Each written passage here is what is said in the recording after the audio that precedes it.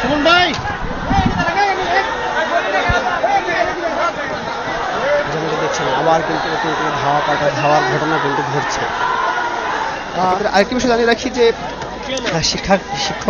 শিক্ষার্থী অনুপাতের পাশাপাশি তারা বলছেন নেগেটিভ মার্ক যুক্ত করার কথা বলছেন। তারা বলছেন যে এই আপনারা জানেন যে 7 কলেজে কিন্তু নেগেটিভ মার্কের কোনো ব্যবস্থা ছিল না, সেটিও নিশ্চিত করার কথা বলছেন। পাশাপাশি এই 7 কলেজের ভর্তির ফির স্বচ্ছতা বা তাদের যে বাজেটের স্বচ্ছতা এটি নিশ্চিত করতে মন্ত্রণালয় থেকে গঠিত বিশেষজ্ঞ কমিটির সাথে সমন্বয় করে ঢাকা বিশ্ববিদ্যালয় ব্যতীত নতুন অ্যাকাউন্টে ভর্তি দেওয়ার কথা বলছেন। আপনারা দেখছেন যে একটি জলকামান হচ্ছে, দেখাচ্ছি যে এই নীলক্ষেত মোড় দিয়ে জলকামানটি কিন্তু আমরা বেশ কিছুক্ষণ আগেই দেখেছি মুক্তি ও গণতন্ত্র তরুণে পাশে কিন্তু এটি এনে রাখা হয়েছিল।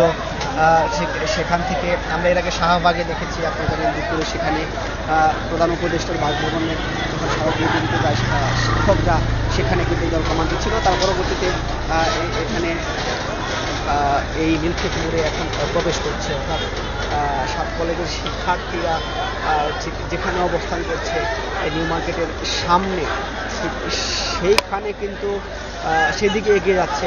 আপনাদের জানিয়ে রাখি যে তাদের যে দাবিগুলো ছিল, তারা কিন্তু প্রথমেই দাবি করেছে 2024-25 সেশনে 7 কলেজের পরীক্ষার্থী যে ভর্তি পরীক্ষায় অযৌক্তিক যে কোটা সেটি যেন বাতিল করা হয়, পাশাপাশি শ্রেণীকক্ষের ধারণ ক্ষমতার বাইরে যেন কোনো শিক্ষার্থী ভর্তি করানো না হয় এমন দাবি জানাচ্ছেন। পাশাপাশি তারা বলছেন শিক্ষার্থী অনুপাত বিবেচনায় নিয়ে কিন্তু শিক্ষার্থী ভর্তি করানোর কথা বলছেন। অর্থাৎ তারা বলছেন যে তাদের যে শিক্ষার্থী বা শিক্ষক তাদের ধারণ ক্ষমতার বাইরে গিয়েও কিন্তু শিক্ষার্থী ভর্তি করা হয়। তবে ঠিক সন্ধ্যার পর থেকেই যখন অবরোধ করে 7 কলেজের শিক্ষার্থীরা আন্দোলনটি করেন, তখন থেকেই দেখেছি জরুরি সেবার যেসব যানবাহন রয়েছে, বিশেষ করে অ্যাম্বুলেন্স, বিশেষ করে আইন শৃঙ্খলা বাহিনীর গাড়ি বা গণমাধ্যমের যে গাড়িগুলো রয়েছে, তাদেরকে কিন্তু নিরাপদে যাওয়ার ব্যবস্থাটি করা হয়েছে।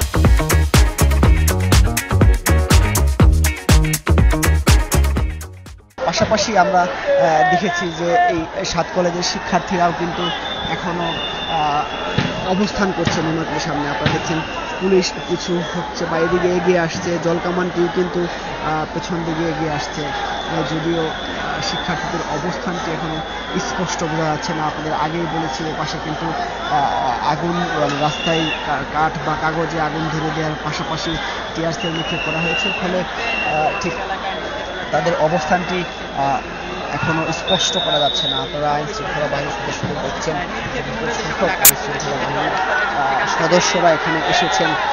তাদের পেছনে যদি দেখি যে এখন কিন্তু আবার নতুন করে ঢাকা বিশ্ববিদ্যালয়ের শিক্ষার্থীরাও এগিয়ে আসার চেষ্টা করছে।